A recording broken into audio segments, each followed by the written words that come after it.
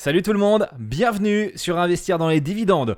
Aujourd'hui, on va voir quelles sont les deux entreprises qui vont verser des dividendes au mois d'août 2021. Et attention, il s'agit de deux entreprises dont je vous ai jamais encore parlé ici sur cette chaîne.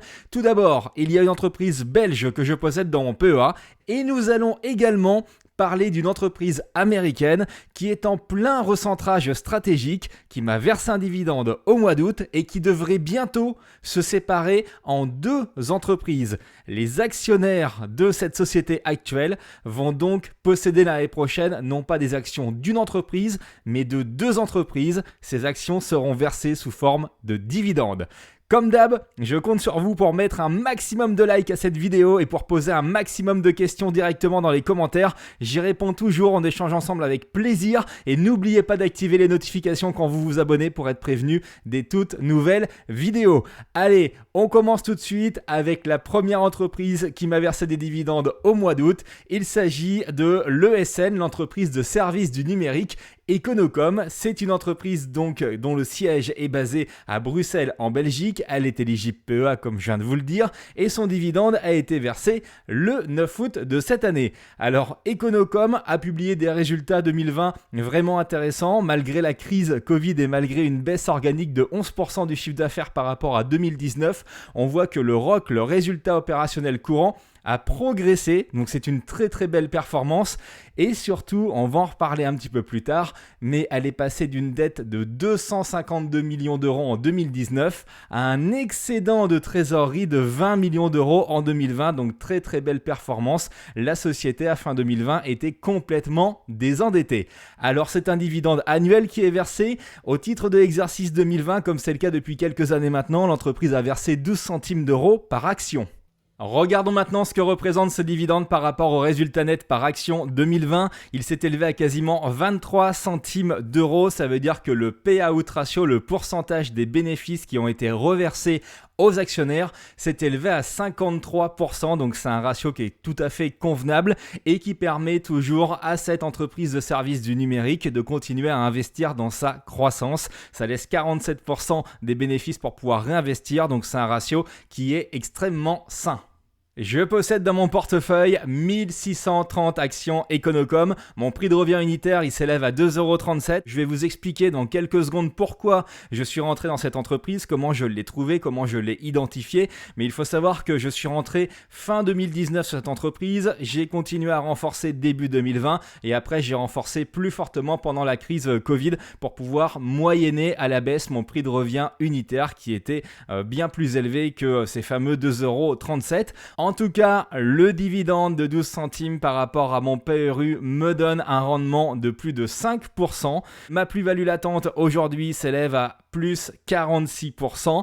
Et j'ai reçu un total de 183,95 € de dividendes. Alors j'insiste là-dessus parce qu'il y a une petite particularité. Dans votre PEA, vous pouvez avoir des entreprises étrangères de l'Union européenne, mais il faut savoir que dans quasiment tous les pays, il y a un prélèvement, une retenue, une taxation à la source sur les dividendes. En Belgique, cette taxation, elle s'élève à 30%, sauf dans un cas particulier, et Econocom utilise ce cas particulier pour éviter que ces dividendes soient trop taxés pour ses actionnaires, c'est quand vous êtes sur du remboursement de capital. Alors c'est un petit peu technique, mais pour le coup ça permet de faire en sorte que les dividendes soient quasiment pas taxés. Donc si vous faites 1630 multiplié par 12 centimes, on arrive à 195,60 € et si vous retirez 30%, j'aurais dû toucher, si jamais c'était des dividendes normaux, 136,92 €. Et là, on voit que j'ai touché quasiment 50 € de plus.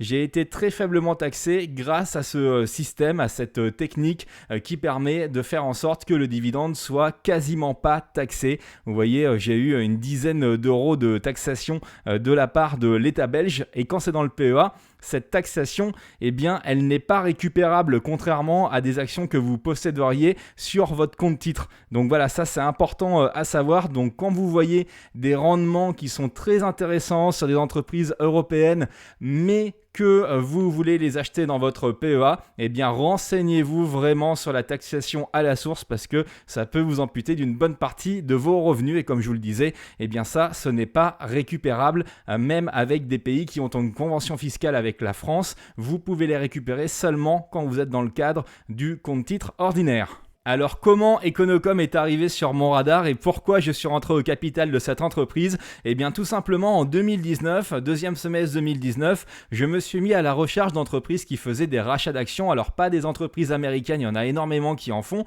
mais en France et en Europe c'est beaucoup plus rare et donc je voulais trouver des entreprises qui étaient éligibles au PEA et qui faisaient des rachats d'actions dans le but de les annuler et est apparu sur mon radar l'entreprise Econocom qui faisait pas mal de rachats d'actions. Il se trouve que l'action en plus avait baissé très fortement en termes de valorisation puisqu'on va le voir plus tard, elle avait rencontré quelques difficultés et donc au 27 juin 2019, il y avait 245 millions d'actions qui composaient le capital de la société Econocom et donc je voyais que le management, l'entreprise faisait des rachats d'actions très récurrents, j'ai vu ça sur Google, après j'ai été sur le site de l'entreprise et vous allez en fait dans la partie investisseurs et vous voyez les différents rachats d'actions qui ont été votés et ceux qui ont été réalisés. Et donc l'entreprise rachetait des actions énormément et il s'est passé ce qui devait se passer, c'est-à-dire que le 28 mai 2020, eh bien, l'entreprise a décidé d'annuler les 24 500 000 actions qu'elle détenait en propre.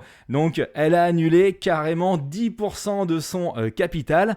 Donc ça c'est un move qui est vraiment très intelligent de la part du management puisqu'en fait l'action Econocom avait fortement chuté entre 2018 et 2020 et donc elle était vraiment sous-cotée. Alors elle avait fortement chuté parce que les résultats s'étaient dégradés aussi fortement. Mais quand vous êtes le management, que vous vous dites ok on va redresser la situation, notre action elle est sous-cotée en ce moment, mais en fait c'est une bonne allocation du capital que de racheter des actions pour pouvoir en racheter un maximum et éliminer un maximum de capital pour pouvoir reluer vos actionnaires existants. Donc bon move de la part du management et en plus ça fait faire des économies de dividendes, ça sauvegarde du payout ratio puisqu'en fait c'est 24 500 000 actions. Alors Econocom les possédait, donc quand elle les possédait, elle ne recevait pas de dividendes. Quand vous êtes sur des actions autodétenues, vous n'allez pas vous verser à vous-même un dividende. Mais avant d'être détenu par Econocom, c'était des actions qui étaient sur le marché et donc qui touchaient du dividende.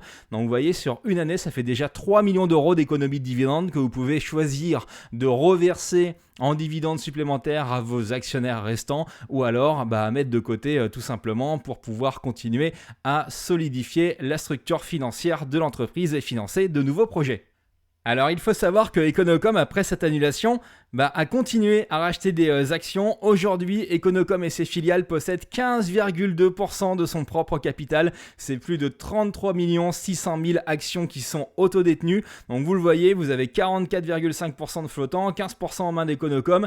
Et puis le holding contrôlé par Jean-Louis Bouchard, qui est le patron d'Econocom et fondateur, contrôle 40% du capital. Donc vous avez un fondateur qui est fortement intéressé à la hausse du cours de bourse, à l'idée d'annuler des actions également pour pouvoir se reluer lui-même au capital sans débourser d'argent de sa poche, mais en faisant investir l'entreprise. Alors après, ils ont précisé lors de leur dernier communiqué du S1 2021 que ces actions autodétenues étaient soit pour faire un rachat, donc notamment échanger des actions, en tout cas financer ce rachat en actions, ou alors pour faire entrer un partenaire de long terme au capital.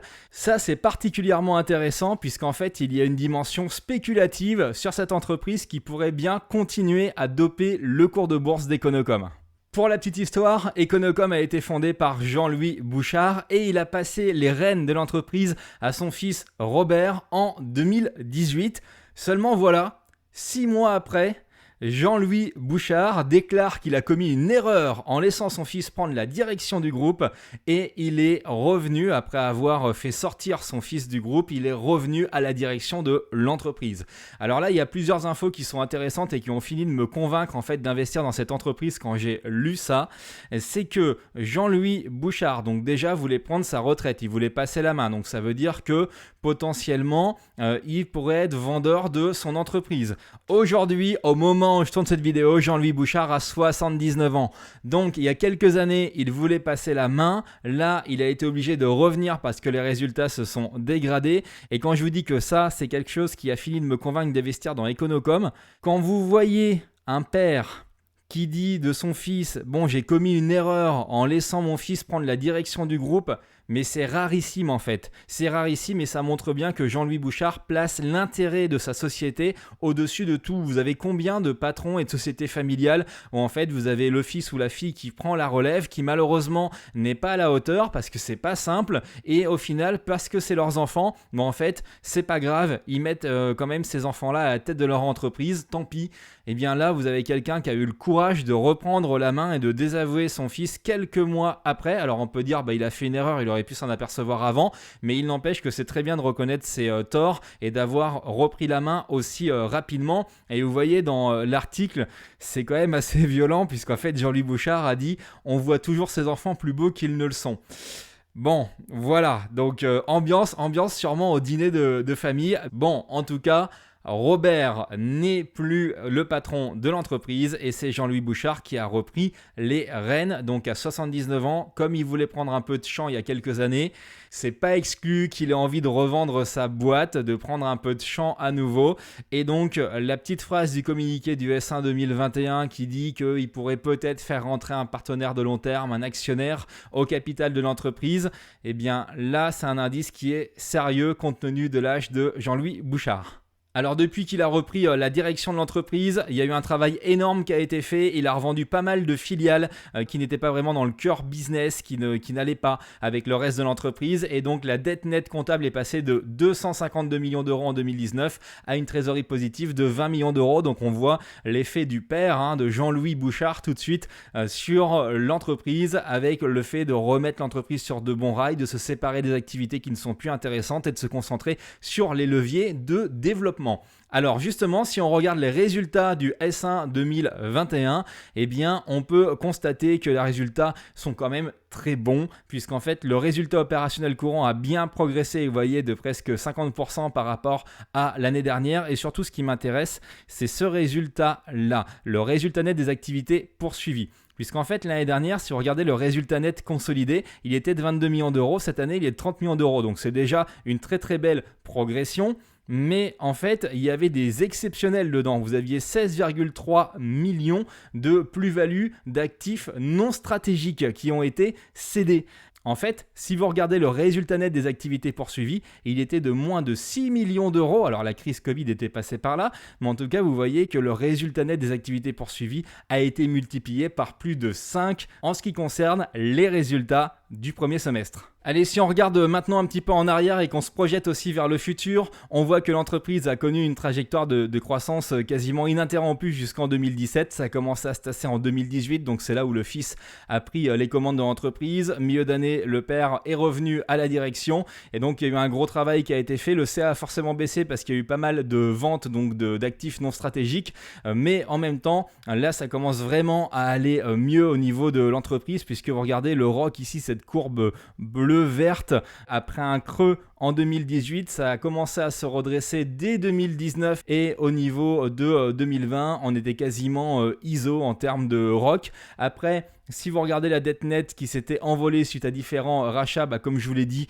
elle s'est grandement améliorée. Alors là, ça a commencé à repartir en dette, mais c'est pas très grave, c'est parce qu'en fait, l'entreprise, ça y est, après beaucoup de sessions, repart enfin à l'action avec des achats de nouvelles entreprises pour se développer. Donc ça, c'est très très sain. Et quand on regarde la rémunération des actionnaires, alors que je n'ai pas acheté cette action pour ça à la base, puisque c'était juste la situation de retournement qui m'intéressait au niveau de cette entreprise, eh bien, on voit que la croissance est ininterrompue du dividende. Alors quand je dis ininterrompue, il y a certaines années où ça a été stable, comme en 2012 et en 2013, et puis depuis 2018, le dividende est parfaitement stable à 12 centimes d'euros par action, même en 2020. En 2020, malgré les difficultés rencontrées avec le Covid, ça a fait partie des très très rares entreprises qui ont maintenu un dividende. Donc voilà, il y a un certain respect de l'actionnaire qui est vraiment appréciable. Et donc là, on peut voir, même si ce n'est pas garanti, que l'entreprise a vraiment l'intention de repartir à l'attaque avec des nouveaux rachats, avec une croissance du chiffre d'affaires et avec une amélioration du ROC, avec forcément un petit peu plus d'endettement. Mais on peut espérer que la rémunération des actionnaires pourra croître à nouveau à partir de l'exercice 2022-2023. On attaque maintenant la partie action américaine de cette vidéo. Alors sachez que j'ai plusieurs comptes titres, des comptes titres ordinaires. Pour moi c'est super important d'avoir plusieurs comptes titres parce que quand vous avez beaucoup de mouvements de marché, vous pouvez avoir des bugs. Ça a été le cas, vous voyez, au moment où je tourne cette vidéo. Cette semaine, il y a eu un pain, encore une fois, chez Bourse Direct. Donc ceux qui étaient chez Bourse Direct pendant une journée, eh bien ils n'ont pas pu acheter d'actions, ils n'ont pas pu faire de transactions. Donc ça c'est un petit peu embêtant. Et il n'y a pas que Bourse Direct, je ne tire pas à boulet rouge sur eux, même si c'est arrivé plusieurs fois dernièrement. Donc c'est un peu agaçant, mais régulièrement quand il y a des gros mouvements de marché, vous pouvez avoir des brokers qui sont complètement bloqués, qui n'arrivent pas à suivre, et donc pour moi c'est super sain, super important d'avoir plusieurs comptes titres, sachant qu'en plus c'est complètement gratuit. Et donc pour info, j'ai notamment Trade Republic qui est mon courtier préféré, qui permet d'investir à partir de 0 € puisque vous avez des plans d'investissement programmés en actions qui sont vraiment sans frais de courtage, pareil au niveau des ETF. Et puis quand vous êtes en dehors de ce plan d'investissement programmé et que vous achetez directement des actions, eh bien c'est seulement 1 €. Donc franchement c'est vraiment pas cher du tout, et ce que j'apprécie et dont je me sers énormément, c'est un rechargement instantané avec votre carte bancaire. C'est comme si vous faisiez un paiement chez un commerçant et donc vous rechargez votre compte. Ça c'est pareil quand il y a des gros mouvements de marché, que vous voulez vous positionner, eh bien ça évite de devoir attendre des virements que vous faites et qui peuvent mettre plusieurs jours pour créditer votre argent sur votre compte à vous chez votre courtier. Donc voilà, je vous recommande Trade Republic. Je vous ai mis un lien dans la description de cette vidéo et directement dans le premier commentaire. Donc si jamais vous voulez créer votre compte gratuitement en moins de 3 minutes top chrono depuis votre téléphone portable, vous pouvez vous cliquer sur ce lien, et franchement comme je vous l'ai dit, c'est intéressant d'avoir plusieurs courtiers et en plus ça coûte rien. Alors l'action américaine qui m'a versé des dividendes, c'est AT&T, c'est le premier opérateur américain, c'est même la première entreprise de communication mondiale en termes de chiffre d'affaires. Alors elle fait l'actualité depuis plusieurs mois, cette entreprise, puisqu'il y a du mouvement en ce moment au niveau de ses activités, de la réorganisation. On va en parler un petit peu plus tard et je veux dire pourquoi je suis positif sur cette action sur laquelle je me suis d'ailleurs encore récemment renforcé. Comme beaucoup d'entreprises américaines, c'est un dividende trimestriel qui est versé. Le prochain dividende, il sera équivalent à celui qui vient d'être versé, à savoir 52 cents par action. Le détachement devrait avoir lieu courant octobre et le paiement tout début novembre. À la date du détachement, j'avais 35 actions AT&T. Mon prix de revient unitaire, il était de 24,60 €, c'est-à-dire 29,24 $. Donc, par rapport à ce prix d'acquisition, mon rendement brut, et j'insiste sur le mot brut, sur mon prix de revient unitaire, s'élève à 7,11%. Ça veut dire qu'en fait, mes 35 actions m'ont généré sur le mois d'août 17,68 $ de dividendes, mais c'est pas ce que j'ai perçu. Ça, c'est ce qui a été généré par mes actions. Sachant que, en fait, aux USA, comme dans beaucoup de pays, vous avez une taxe qui est prélevée directement. En l'occurrence, c'est 15%. Donc, ça veut dire que les dividendes reçus se sont élevés à 15,03 $ et non pas à 17,68 $. Ça représente 12,64 €, forcément, quand vous faites la parité euro-dollar. Et après flat tax, bien sûr, de 30% au global, sachant que je vais pouvoir récupérer la taxe de 15% des USA parce que je suis dans le cadre de mon compte titre, il faut que j'en fasse la demande aux impôts, eh bien, ça m'aura rapporté au global, au final, 10,42 € de dividendes pour ce trimestre au niveau de ces 35 actions AT&T. Alors comme je vous le disais, ça bouge beaucoup au niveau d'AT&T. Je ne vais pas vous faire une vidéo spéciale aujourd'hui sur AT&T parce que j'en ai une qui est en préparation. Mais AT&T, c'est de la communication, donc des télécoms, tout ce qui est fibre, mobile, etc. 5G bien entendu. Et c'est également depuis quelques années un univers média avec le rachat notamment de Time Warner en 2018.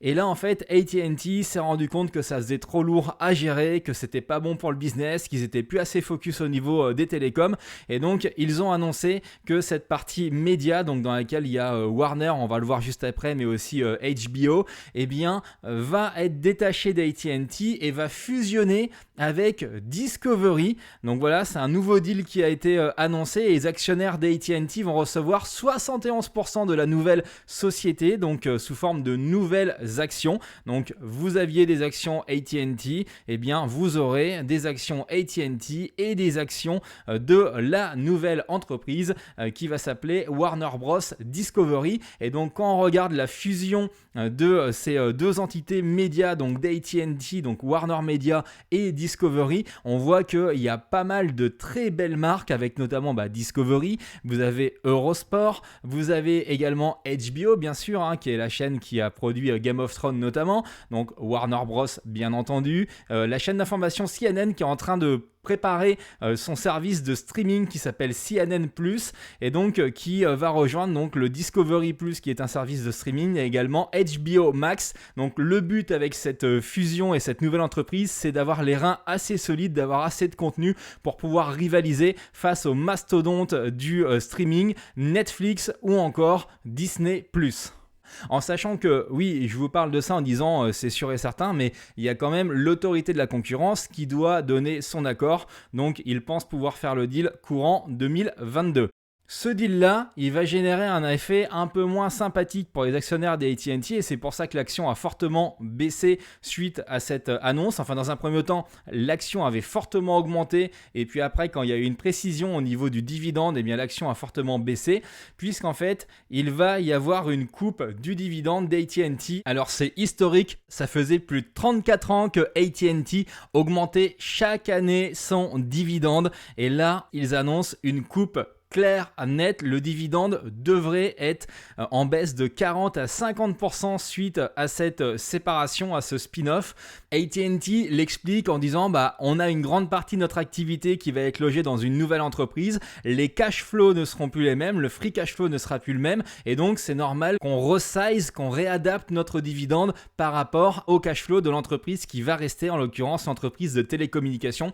Alors là je trouve que c'est quand même un petit peu du prétexte, c'est de l'excuse, puisque avant le rachat de Warner, ils étaient capables d'avoir un dividende qui était quand même très élevé, qui n'était pas très différent du dividende actuel, puisqu'il avait progressé que très légèrement au cours de ces dernières années. Et donc là, c'est la bonne excuse, c'est le bon prétexte du management pour pouvoir repartir sur un dividende plus bas et plus tenable dans le temps. Alors, pourquoi je suis quand même positif sur AT&T et je trouve que le cours de l'action en fait qui a vachement baissé est une opportunité. Déjà ça permet de s'exposer au streaming avec un nouveau géant des médias qui va pouvoir rivaliser avec du Netflix et du Disney+, comme je vous le disais juste avant. Mais en plus vous allez avoir une entreprise AT&T qui va pouvoir à nouveau être pleinement focus sur ses investissements télécom, sur son core business, son core de métier qui génère énormément de cash flow. Par rapport à la baisse du dividende, il y a plus de cash flow qui vont pouvoir être utilisés pour le désendettement et donc je pense que là AT&T fait une coupe sévère mais dans le but de pouvoir à nouveau être une entreprise qui peut proposer des dividendes en croissance et pas des croissances de 0,5% ou d'1%, non, des croissances assez soutenues. J'y crois dans le temps au niveau de la croissance du futur dividende d'AT&T à partir du moment où il sera rebasé sur quelque chose de plus soutenable. Merci beaucoup d'avoir regardé la vidéo jusqu'au bout, j'espère qu'elle vous a plu. Si c'est le cas, un maximum de likes s'il vous plaît. N'oubliez pas de vous abonner, d'activer les notifs et de commenter, bien entendu, en dessous. On discute ensemble comme d'hab, vous postez vos commentaires, j'y réponds, on débat et puis on se retrouve très bientôt pour une nouvelle vidéo. A plus, ciao.